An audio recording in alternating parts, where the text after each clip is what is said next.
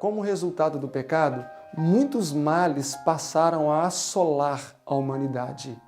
E um destes males foi o homem perder a visão precisa de si. Ou seja, o homem passou a ter uma visão imprecisa de si. O preguiçoso acha-se trabalhador e o grosseiro acha-se gentil. As pessoas que têm uma visão imprecisa de si têm a característica de transferir a responsabilidade dos seus erros para outras pessoas. A autojustificativa é uma tentativa de fuga da realidade.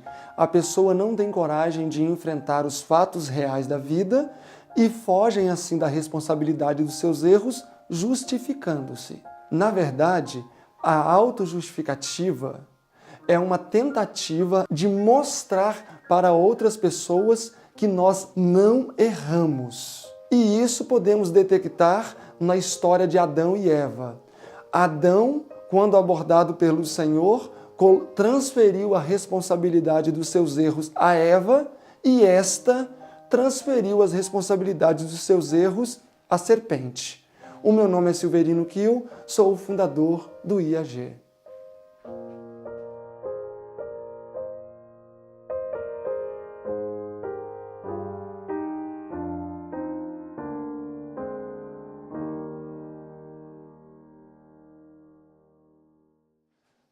Na Bíblia, temos muitas histórias interessantes.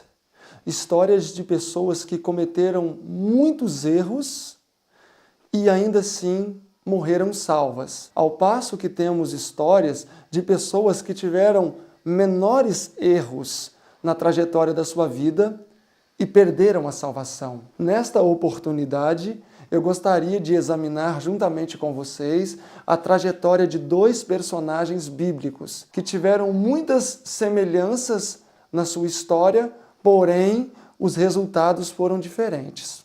Refiro-me a Saul e a Davi. Davi tinha um conhecimento mais profundo de Deus, era mais conhecedor da verdade e cometeu erros mais graves que Saul. Por outro lado, Saul tinha um conhecimento de Deus um pouco mais limitado do que Davi, cometeu erros menos graves e morreu perdido. O que determinou tais resultados, uma vez que um foi menos agressivo nas suas obras do que o outro?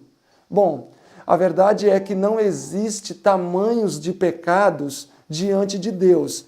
O pecado pequeno tira do céu, assim como o pecado grande. Mas a diferença é a nossa reação diante da admoestação. Quando a luz brilha na consciência e chegamos à conclusão que tal coisa é pecado, a nossa reação, a nossa resposta a esta admoestação vai determinar se eu farei parte da primeira ou se eu farei parte da segunda ressurreição.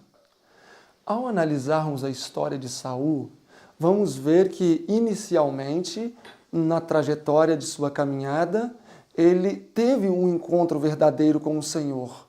Porém, com o passar dos anos, ele enfrentou sérias dificuldades para assumir as responsabilidades dos seus erros. E sempre que era confrontado com uma mensagem direta de Deus, ele se justificava e transferia a responsabilidade de seus erros a outros. Te convido a me acompanhar ao livro de 1 Samuel, capítulo 10. 1 Samuel, capítulo 10. Vamos começar analisando alguns fatos da vida de Saul.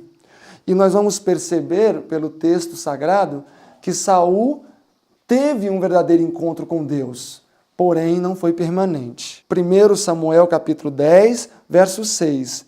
E o Espírito do Senhor se apoderará de ti, disse Samuel, Saul, e você profetizará com eles, com os profetas, e tornar-te-ás um outro homem. Verso 7. E há de ser que, quando estes sinais te vierem, faze o que achar a tua mão, porque Deus é contigo. Verso 9, Sucedeu, pois, que, virando ele as costas para partir de Samuel, Deus mudou o coração de Saul em outro. Aqui nós temos a experiência do novo nascimento. Saul teve o seu coração transformado. O texto diz que Deus mudou o coração de Saul em outro coração. Um coração de pedra foi transformado em um coração de carne. E quais foram os frutos produzidos na vida de Saul? Olhem logo depois desta experiência, no verso 26 do mesmo capítulo. E foi também Saul à sua casa, em Gibeá, e foram com ele do exército aqueles cujos corações Deus tocara. Mas os filhos de Belial disseram: é este que há de nos livrar? E o desprezaram, e não lhe trouxeram presentes. Porém, Saul se fez como surdo. Notem que Saul ignorou totalmente o desprezo e a falta de consideração e respeito com ele, que neste momento havia se tornado o primeiro rei de Israel no período da monarquia. Não temos somente esse detalhe que indica claramente que Saul teve um verdadeiro encontro com Deus. Olhem o capítulo 11, verso 2. Naás, amonita, lhes disse, um conflito eminente: com esta condição farei aliança convosco, que a todos vós arrancais o olho direito, e assim ponha esta afronta sobre todo Israel. Verso 6. Então o Espírito de Deus se apoderou de Saul, ouvindo ele estas palavras, as palavras de Naás, e acendeu-se em grande maneira a sua ira. Depois desse momento, Saul saiu com um grande exército, segundo o verso 7, e operou grande livramento em Israel. E depois desta grande vitória, temos o verso 12. Então disse o povo a Samuel: quem são aqueles que diziam que Saul não reinaria sobre nós? Dai-nos agora aqueles homens aqui, para que os matemos. Verso 13. Porém Saul disse: hoje não morrerá homem algum em Israel, pois o Senhor tem efetuado grande livramento. Então não resta dúvidas de que Saul realmente teve um encontro com Deus. Ele teve o seu coração transformado, um coração renovado. Então Saul, no início de sua trajetória como rei de Israel, ele teve um encontro verdadeiro com Deus. Porém, os relatos posteriores da vida deste monarca são marcados de inglória e de total declínio e fracasso. Avançando para o capítulo 13 de 1 Samuel, nós encontramos o início do fracasso de Saul. O capítulo 13, verso 8, nos diz assim: e esperou Saul 7 dias, até o tempo que determinara Samuel. Porém, ele não veio a Gilgal, e o povo começou a dispersar-se de Saul.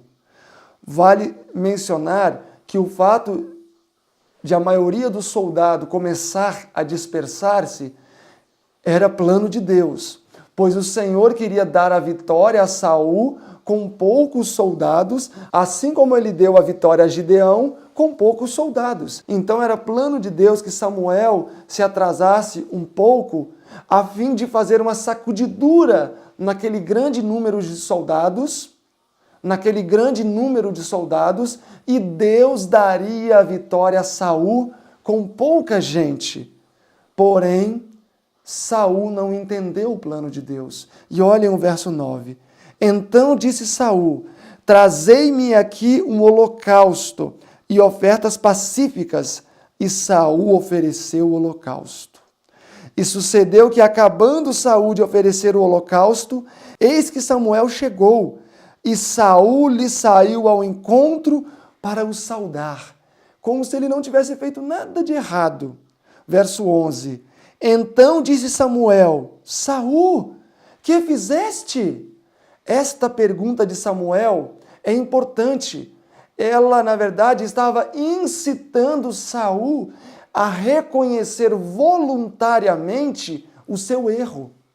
Seria semelhante a você chegar em casa e topar o seu filho fazendo algo que não se poderia fazer, fazendo uma terrível bagunça, e você então diz: o que você está fazendo? Você sabe o que ele está fazendo, porém você pergunta desta maneira para que a criança seja incitada a reconhecer o seu erro. E foi exatamente o que Samuel fez. Saul, que fizeste? A pergunta já denotava que Saul tinha feito algo de errado.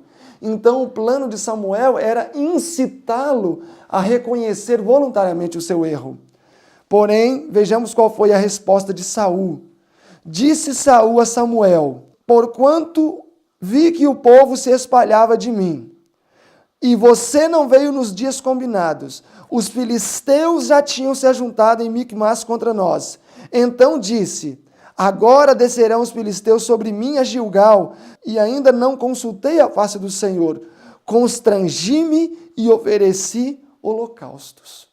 Então notem que diante da repreensão, diante da pergunta indagadora que indicava o erro de Saul, ao invés de ele reconhecer o seu erro e confessá-lo, ele começou a justificar-se e a transferir o seu erro a outras pessoas. Em vez de ele falar: não, eu errei, eu fui precipitado, eu não tive fé o suficiente para ir à batalha com poucos soldados. Não. Primeira coisa, ele disse: a culpa é do povo, porque o povo começou a se dispersar. Segundo culpado, Samuel, você não veio nos dias em que nós tínhamos combinado. E a culpa indiretamente agora era de Deus, porque Deus falou para Samuel não descer no momento em que havia sido combinado. Terceiro, a culpa é dos filisteus, que nos cercaram. Então ele colocou a culpa no povo, ele colocou a culpa no profeta e ele colocou a culpa no inimigo. E quem saiu como inocente? Saul. Então ele justificou-se e a sua justificativa fez com que ele transferisse a responsabilidade dos seus erros para outros. E isto é muito comum acontecer no nosso dia a dia. Quando uma criança, por exemplo, torna-se um jovem que não tem inclinação em andar nos caminhos do Senhor, é muito comum o marido culpar a esposa e a esposa culpar o marido. Porém, ambos têm dificuldades de reconhecer as suas parcelas de culpa na falta de sucesso na educação da criança. Então nós não podemos ter a atitude de Saul, de transferir a outros a responsabilidade dos nossos erros. Se eu perco a paciência e acabo falando asperamente com a minha esposa, eu não devo culpá-la por ela ter falado algo que me ofendeu. Não. Se eu perdi a paciência, ainda que ela tenha me incitado a isso, só existe um culpado. E este culpado sou eu mesmo. Nós não devemos transferir as responsabilidades dos nossos erros sobre outros, ainda que os outros tenham participação na minha queda. Nós devemos assumir as nossas responsabilidades, ainda que isso venha a doer muito. Adão disse: Senhor, eu caí por culpa da mulher que o Senhor me deu. O Senhor me deu uma mulher e esta mulher me levou à queda. Deus então se reportou a Eva. Eva, que fizeste? Ah, Senhor, essa serpente aí que tu mandastes no jardim me enganou. Então, no final, a culpa caiu em quem? Em Deus. Então, o primeiro sintoma resultante do pecado ocasionado pela transgressão de nossos pais foi o quê? Transferência de responsabilidade. Quando somos confrontados por causa dos nossos erros, distribuímos os nossos erros a outros, que não nós. Este foi o pecado de Saul, que fez com que ele morresse sem herdar a salvação. Ainda avançando na história de Saul, nós vamos ver que ele continuou na prática deste pecado, de não assumir as responsabilidades dos seus erros. Quando confrontado, ao invés de ele com coragem enfrentar as consequências dos seus erros, ele sempre transferia a responsabilidade a outros. No capítulo 14, nós vamos identificar que Saul fez um voto precipitado. Ele disse que deveria ser morto todo homem em Israel que comesse durante um dia, no dia tal em que eles estariam em batalha contra os filisteus. Porém, o seu filho Jonatas, que era um homem valoroso, um grande guerreiro, não ficou sabendo deste voto precipitado. E quando voltavam da batalha, ele pegou a sua lança e acabou golpeando um favo de mel e levando a ponta da lança à sua boca. Ele estava sedento de fome e o texto diz que até os seus olhos se aclararam. E alguém chegou apressadamente a Jonatas e disse: Jonatas, Jonatas, não faças tal, pois o seu pai conjurou todos os soldados de morte, de que ninguém deveria comer enquanto a vitória não fosse ganha, enquanto a batalha não fosse conquistada. E Jonatas então disse: meu pai tem turbado este povo. Estas palavras de Jonatas e o fato de Jonatas ter comido mel influenciou todos os soldados a fazerem o mesmo. E assim fizeram. Olhem aí comigo o capítulo 14, no verso 32. Então o povo se lançou ao despojo, e tomaram as ovelhas, vacas e bezerros, e os degolaram no chão, e o povo comeu a carne com sangue. O povo estava com tanta fome, pois a batalha naqueles dias não era com um revólver ou com armas de fogo, eram com pau, pedras, lanças, espadas, e isso drenava muito a energia dos soldados, de maneira que, à tarde, eles já estavam desfalecidos de fome e comeram a carne mesmo com sangue, contrariando a ordem levítica que dizia que não se deveria ingerir carne com sangue. Verso 33. E o anunciaram a Saul dizendo: eis que o povo peca contra o Senhor, comendo carne com sangue. Este pecado não foi imputado na conta do povo, pois foi por causa do voto precipitado de Saul que o povo caiu em tal transgressão. Na verdade, Saul foi o demônio na vida destas pessoas. Indo além nesse pensamento, nós, na verdade, temos que tomar muito cuidado ao lidar com os nossos semelhantes, pois nós seremos responsabilizados diante de Deus pelo estado de espírito que levaremos outros a ter por causa dos nossos atos ou por causa das nossas palavras. Ou seja, as nossas atitudes vão interferir no estado de espírito das outras pessoas. E nós devemos tomar cuidado para não sermos demônios na vida do nosso semelhante. Por exemplo, se o seu esposo é meticuloso com o horário, e você como esposa, e as mulheres, na verdade, todas elas têm um pequeno problema com o tempo, né, o cabelo, né, e a mulher realmente necessita de um pouco mais de tempo do que o homem. Mas eu acredito que é possível que as mulheres otimizem um pouco isso. Eu mesmo já presenciei muitos casos em que a mulher foi um demônio na vida do marido, pois ele se arruma, senta no carro e espera 1 hora até saírem para a igreja, para chegarem 1 hora atrasados. Então, tenta se adiantar um pouco, para que você não seja o demônio na vida do seu esposo.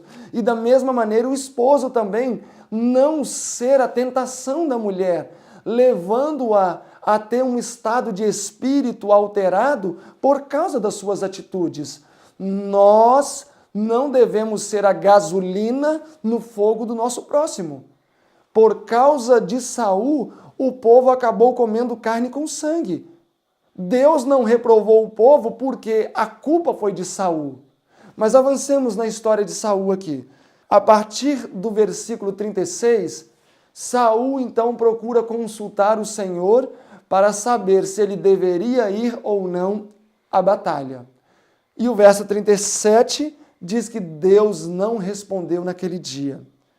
Verso 38, então disse Saul, depois que Deus não respondeu ao seu pedido, chegai-vos para cá, todos os chefes do povo, e informai-me, e vede em quem se cometeu hoje este pecado. Porque vive o Senhor de Israel, disse Saul, ainda que seja meu filho Jonatas que cometeu este pecado, ele morrerá. Então Saul aqui não obteve a resposta desejada de Deus. E ele mandou que todo o povo fosse arregimentado e ele queria saber quem tinha cometido o pecado naquele dia que levou Deus a não responder os seus pedidos. E ainda que fosse o seu filho Jonatas que tivesse cometido tal pecado, ele deveria morrer. Pergunto para você, quem é que tinha cometido um pecado e trouxe assim então a desaprovação de Deus? O povo ou o próprio Saul com o seu voto precipitado? Obviamente que você está certo, foi o voto precipitado de Saul. Saul fez um voto precipitado e por causa da precipitação desse voto, Deus não atendeu ao seu pedido. E Saul, em vez de ter caído em sua consciência e identificado que na verdade o erro era dele e não do povo, ele já logo atribuiu a responsabilidade do seu erro a outros, dizendo que outros tinham pecado, porque Deus não havia respondido a sua oração. Então vemos que pela segunda vez, Saul, confrontado com uma mensagem direta, não reconheceu os seus erros. Ele transmitiu as consequências da sua transgressão a outras pessoas que não ele. Avançando para o capítulo 15, nós vamos ver que pela terceira vez temos registrado que veio uma mensagem da parte do Senhor direta para Saul, e ele novamente transferiu a responsabilidade dos seus erros a outros. Olhem o capítulo 15, no verso 10. Então veio a palavra do Senhor a Samuel dizendo: Samuel, eu me arrependi de haver posto Saul como rei, porque ele deixou de me seguir e não tem cumprido minhas palavras. Então, qual era a visão de Deus para com Saul? Que Saul não estava cumprindo as palavras de Deus. Agora olhem aí comigo, ainda no capítulo 15, o verso 13. Vamos ver qual era a visão de Saul para consigo mesmo. Verso 13. Veio, pois, Samuel a Saul, e Saul saiu ao encontro de Samuel e disse: Bendito sejas tu do Senhor. Cumpri todas as palavras do Senhor. Então a visão de Deus para com Saul era que Saul não cumpria as suas palavras. A visão de Saul para consigo mesmo é que ele cumpria as palavras de Deus. Ou seja, Saul tinha uma visão imprecisa de si. E todos nós corremos um grande risco de cair neste erro, de termos uma visão imprecisa de nós. Podemos acreditar que nós somos verdadeiros cristãos, podemos olhar para nós mesmos e enxergarmos-nos como cristãos. Mas a visão de Deus para nós é que não somos cristãos. Ou seja, podemos ter a impressão de que estamos nos aproximando de Deus a cada dia, porém a visão de Deus é que nós estamos nos afastando dele cada dia. Isto é visão imprecisa de si. É quando o mal educado não se enxerga como um mal educado. É quando o preguiçoso não se vê como um preguiçoso.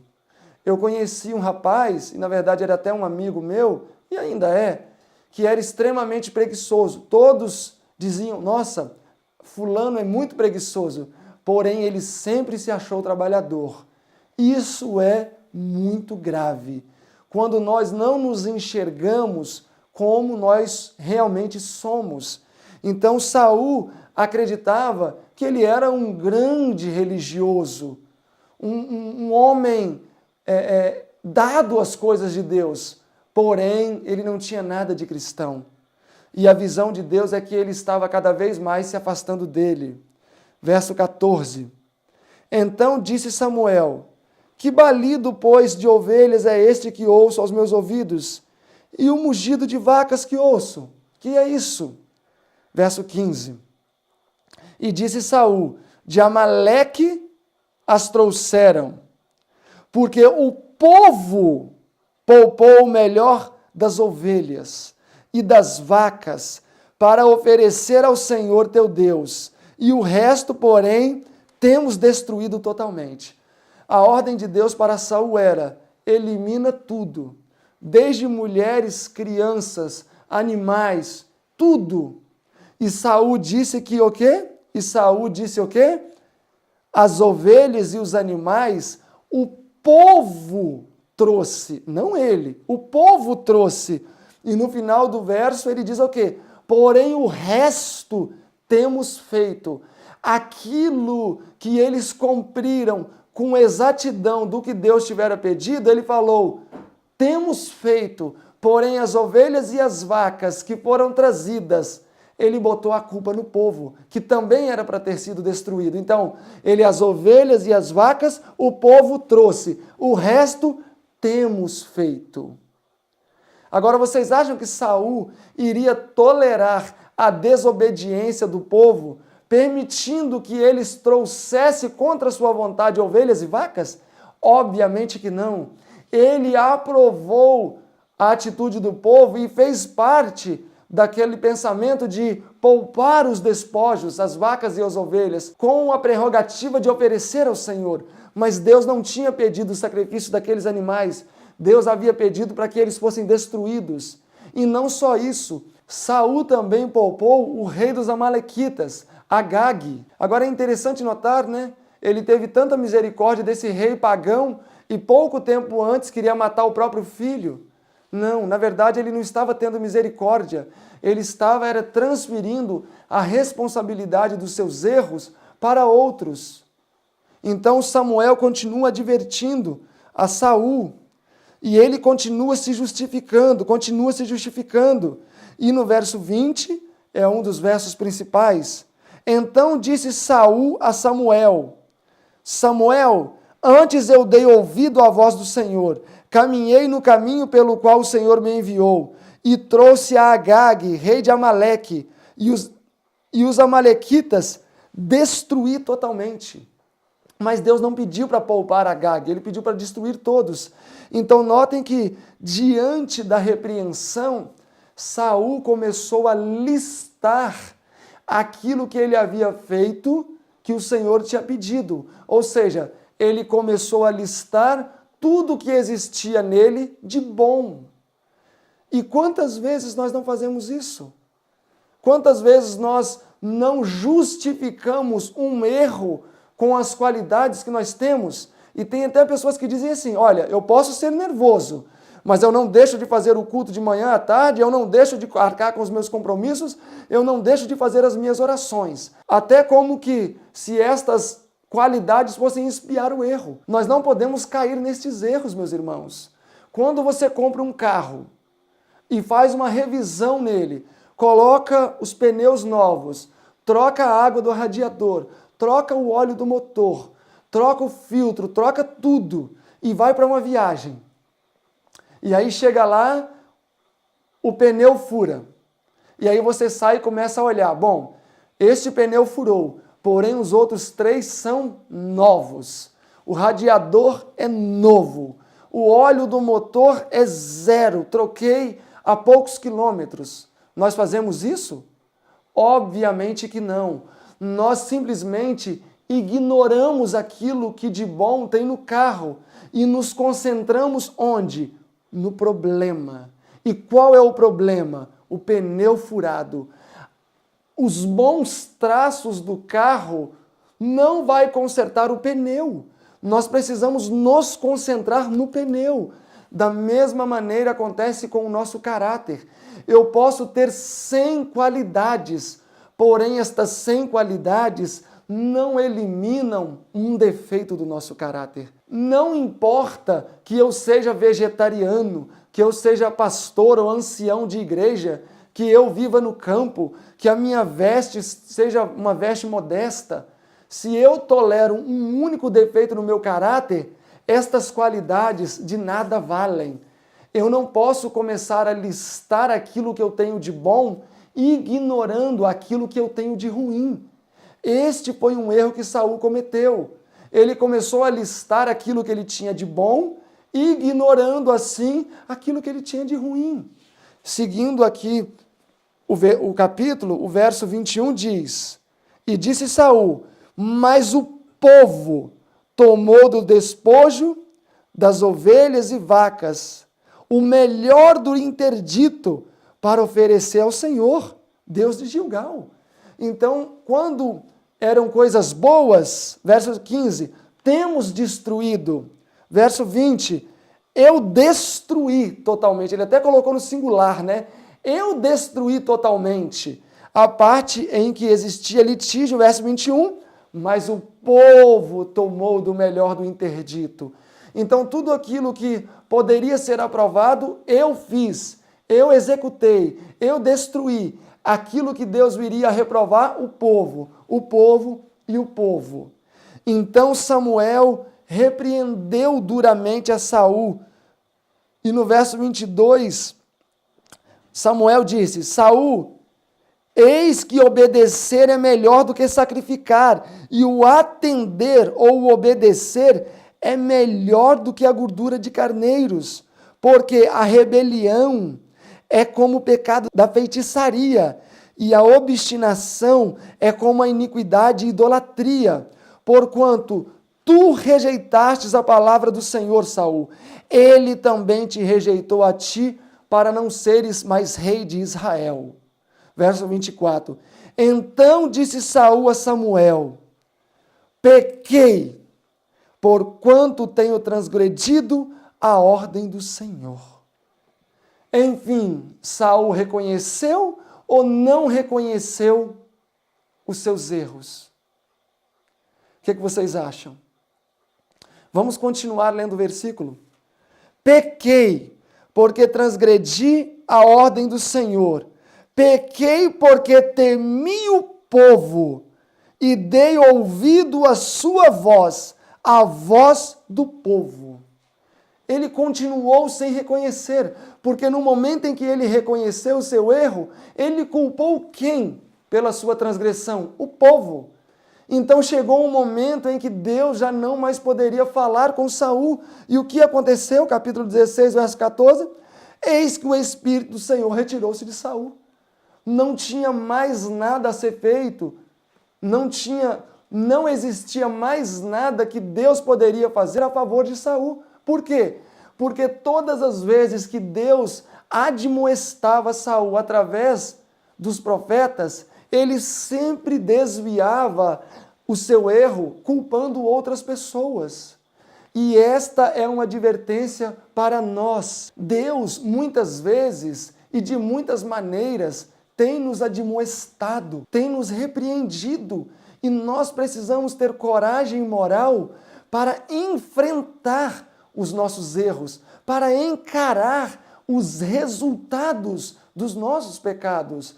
Nós não podemos cultivar um caráter transigente que sempre procura responsabilizar a outros. Se você cai em transgressão por causa que alguém te disse algo que você não gostou e isso te irritou, não culpe a pessoa. Seja corajoso, seja homem, seja mulher. Reconheça o seu erro, pois minha reação, minha responsabilidade. Saul perdeu a salvação porque ele não teve coragem moral de encarar os seus erros. Que este não seja o teu erro e nem o meu erro. Quando Deus, através do Espírito Santo, iluminar a nossa mente quanto a erros que temos cometido, vamos cair de joelhos e pedir a Ele forças para que aceitemos a admoestação e não culpemos a outro pelos nossos erros. Eu gostaria de ver com você nesse momento pelo menos um episódio da vida de Davi. Davi, segundo as Escrituras, foi um homem de sangue. Suas mãos eram mãos banhadas de sangue. Tanto sangue ele derramou que ele não pôde ter o privilégio de construir o templo. Então, Davi foi um homem sanguinário. Se fôssemos avaliar os pecados cometidos por Davi e por Saul, vamos identificar que os pecados de Saul foram menos graves do que os de Davi. Davi cometeu pecados horríveis. Por exemplo, depois de ter cometido adultério, tendo possuído a mulher de um dos seus 37 soldados mais poderosos, ele lavrou uma sentença de morte, enrolou e pediu para o próprio sentenciado levar a sentença para o executor. Foi algo hediondo, criminoso, vil, cruel. E Deus admoestou Davi por causa desse pecado. Natã contou uma linda parábola de um homem que possuía uma única ovelha e o outro homem rico que possuía várias ovelhas. O homem que possuía uma única ovelha era Urias. A ovelha que ele possuía era sua esposa, Betseba. O homem rico que possuía várias ovelhas era Davi. E as muitas ovelhas de Davi eram suas esposas. E Davi ficou indignado quando Natã o informou que o rico tomou a única ovelha que o pobre tinha. E ele falou: traga-me aqui este homem, pois eu vou executá-lo. E Natã então disse, no capítulo 12, verso 7, Davi, tu é este homem, você é este homem rico que roubou, usurpou a única ovelha do pobre. E aí veio o juízo. Porque desprezastes a palavra do Senhor. Verso 10. Agora, pois, não se apartará jamais a espada da tua casa, porquanto me desprezaste, diz o Senhor, e tomastes a mulher de Urias o Heteu por tua mulher. Assim diz o Senhor, eis que eu suscitarei da tua própria casa o mal sobre ti. Um dos teus tomará as tuas mulheres. E o juízo foi terrível sobre Davi. E no verso 13 temos a resposta de Davi. Então disse Davi a Natã, pequei contra o Senhor. O que vem depois da fala de Davi? Ele não começou a justificar-se, dizendo, por que Betseba estava banhando-se em um horário que não era devido? Por que aconteceu isso? E por que aquilo? E por que aquilo outro? Não, ele não justificou. Ele não transferiu a responsabilidade dos seus erros. Ele simplesmente disse o quê? Pequei contra o Senhor. A fala que vem depois é a fala de quem? A fala de Deus. E disse Natã a Davi, também o Senhor perdoou o seu pecado. Então Davi não demorou em justificar-se dos seus erros. Ele não culpou ninguém. Ele assumiu com bravura e coragem as consequências dos seus erros. É isso que Deus procura naquele que realmente se arrepende dos seus erros. Ao invés de ficar culpando todo mundo que está ao seu redor, assume a responsabilidade com bravura, com coragem. Senhor, eu caí, eu demonstrei fraqueza, eu falei asperamente com meu filho. Senhor, eu castiguei o meu filho além do que era necessário. Eu deixei a parte humana tomar conta de mim. Eu deixei o meu humano falar. Me perdoa, Senhor. Pai, eu falei asperamente com a minha esposa. Eu sei que ela teve parte da culpa, mas isso não justifica o meu erro. Perdoa-me porque eu demonstrei fraqueza. Ainda que alguém mate toda a sua família diante dos seus próprios olhos, você não vai ser justificado diante de Deus se você simplesmente xingar o assassino. Minha reação, minha responsabilidade. Deus nos dá poder o suficiente para termos pleno domínio sobre todas as nossas emoções e desejos. Nós temos poder para controlar todas as nossas palavras. Nos está disponível poder para dominar o nosso sentimento, o nosso ânimo, a nossa disposição. Ninguém é forçado a falar com paixão humana. Todos nós temos condições, munidos pelo Espírito Santo, de reagirmos bem diante das mais terríveis afrontas. Assim como Davi reagiu diante dos terríveis juízos que lhe foi pronunciado, qual foi a sua postura? Pequei contra o Senhor. E qual foi a resposta de Deus? O Senhor perdoou os seus pecados, Davi. Então, meus irmãos, não permitamos que o velho homem tome o controle. Não permitamos que a parte humana fale. Se alguém chegar e te falar algo que você não concorda, ou algo talvez que possa te ofender, te machucar, não permita que a sua parte humana ganhe o controle. Se o seu pastor, se o seu ancião, se o seu professor de escola sabatina falar algo que te machuque, ou qualquer pessoa falar algo que te fira, não permita que o humano tome o controle. E se, porventura, você caia na desventura de ceder aos apelos da carne, não justifique.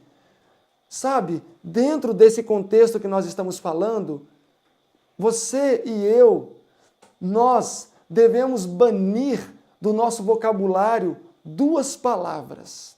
Sabem quais? Mas e porém. Estas duas palavras, utilizadas dentro da sua legítima esfera gramatical, devem ser empregadas. Porém, para ser empregada como uma justificativa, não. Eu perdi a paciência por quê? Eu perdi a paciência, mas... Não. Se você perdeu a paciência, se você permitiu que o humano tomasse o controle, não utilize mas ou porém. Simplesmente diga, pequei contra o Senhor, me perdoa, meu irmão, me perdoa, minha irmã, me perdoa, meu filho, me perdoa, querida, me perdoa, pai, me perdoa, mãe. Seja quem quer que for, que presenciou a sua falta de controle, peça perdão, reconheça também isso diante de Deus, porque o perdão é certo. Mas se nós começarmos a justificar os nossos erros, nós vamos ter a sensação de estar nos aproximando de Deus, ao passo que nós vamos estar nos afastando de Deus. É triste pensar nisso, mas hoje existem muitas pessoas que olham para o seu vestuário, veem que é uma veste decente, olham para a sua alimentação, veem que é uma alimentação também adequada, vegetariana, etc., mas acaba passando por alto terríveis pecados que estão levando esta pessoa para longe de Deus. Mas a sensação que ela está tendo é que ela está se aproximando de Deus. Oxalá permitamos que Deus nos apresente realmente como somos. Oxalá Deus não nos permita cair no erro de termos uma visão imprecisa de nós mesmos. Meu querido irmão, minha querida irmã, a primeira criatura a se justificar como resultado da visão imprecisa de si e transferir as responsabilidades dos seus erros a outros foi o próprio Satanás. O segundo a fazê-lo foi Adão, aqui na terra. Transferiu as responsabilidades dos seus erros a outro. O terceiro a fazer isso foi a nossa mãe Eva. Também transferiu os resultados dos seus erros a outros. Não caiamos nesse erro. Deus está buscando pessoas que tenham coragem moral para olharem para si e se reconhecerem como pecadores, dispostos a receber a abundância do Espírito Santo para saírem da condição de pecadores, reconhecendo que necessitam de salvação e que estão dispostos a olhar para si e pedir, Senhor, remova de mim as vestes sujas de pecado e cubra-me com o manto da justiça de Cristo Jesus. Este estudo faz parte da nossa série Conversão e Justiça pela Fé.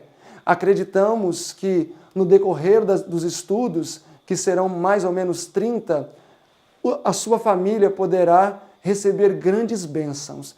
E desde já, nós agradecemos pela oportunidade que vocês têm nos dado de entrarmos no seu lar através dessas mensagens. E convidamos cada um de vocês para assumirem a responsabilidade que lhe é devida neste trabalho, pois a missão não é só minha, a missão não é somente do Rafael que está aqui filmando, a missão é nossa e Deus vai requerer das nossas mãos o sangue daqueles que nós negligenciarmos. Portanto, abrace juntamente conosco esta missão.